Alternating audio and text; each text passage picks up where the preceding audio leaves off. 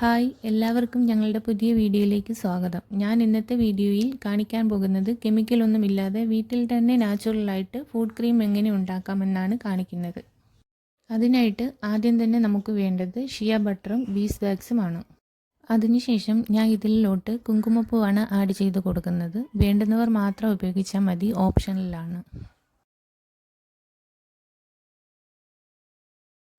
അടുത്തതായി ഒലിവ് ഓയിലും കോക്കനട്ട് ഓയിലും ഗ്ലിസറിനുമാണ് ഞാനിപ്പോൾ ഇവിടെ ആഡ് ചെയ്ത് കൊടുക്കുന്നത്.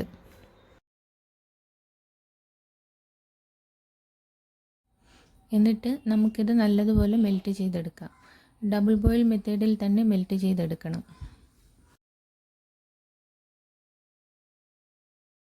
അപ്പോൾ നമുക്കിവിടെ ഇത് നല്ലതുപോലെ മെൽറ്റായി കിട്ടിയിട്ടുണ്ട്.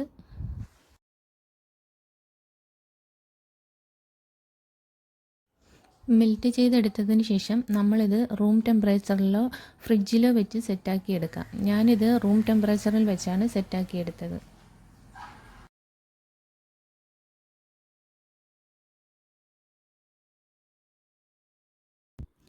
നമുക്കിവിടെ ഇത് നല്ലതുപോലെ സെറ്റായി കിട്ടിയിട്ടുണ്ട്.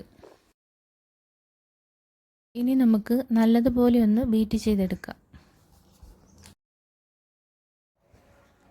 നല്ല ക്രീമി ആകുന്നത് വരെ നമുക്കിതൊന്ന് ബീറ്റ് ചെയ്തെടുക്കാം.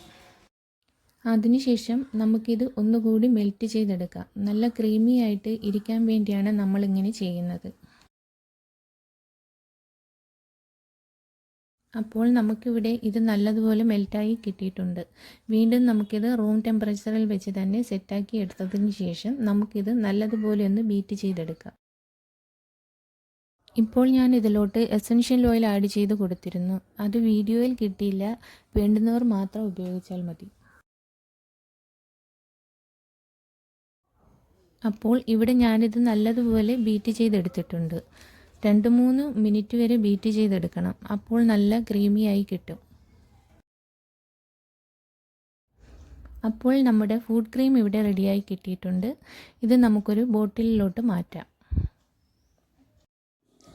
നമ്മുടെ കാൽ വൃത്തിയാക്കിയതിന് ശേഷം രാത്രി കിടക്കുന്നതിന് അരമണിക്കൂർ മുമ്പ് തേച്ചിട്ട് കിടക്കുന്നതാണ് നല്ലത്. ഇതുപോലെ ഉപയോഗിക്കുമ്പോൾ നമ്മുടെ കാൽപാദത്തിൽ ഉണ്ടാകുന്ന വെണ്ടുകീറൽ കുറയ്ക്കാൻ സഹായിക്കും. ഒരാഴ്ച ഉപയോഗിക്കുമ്പോൾ തന്നെ നമുക്ക് നല്ല റിസൾട്ട് കിട്ടും. ഇതൊരു നാച്ചുറൽ പ്രൊഡക്റ്റാണ്. കെമിക്കൽ ഒന്നും തന്നെ നമ്മൾ ഇതിനകത്ത് ആഡ് ചെയ്തിട്ടില്ല. അപ്പോൾ എല്ലാവരും ഒന്ന് ട്രൈ ചെയ്ത് നോക്കിയിട്ട് വീഡിയോ ഇഷ്ടമായാൽ ലൈക്ക് ചെയ്യാനും ഷെയർ ചെയ്യാനും സബ്സ്ക്രൈബ് ചെയ്യാനും മറക്കരുത്.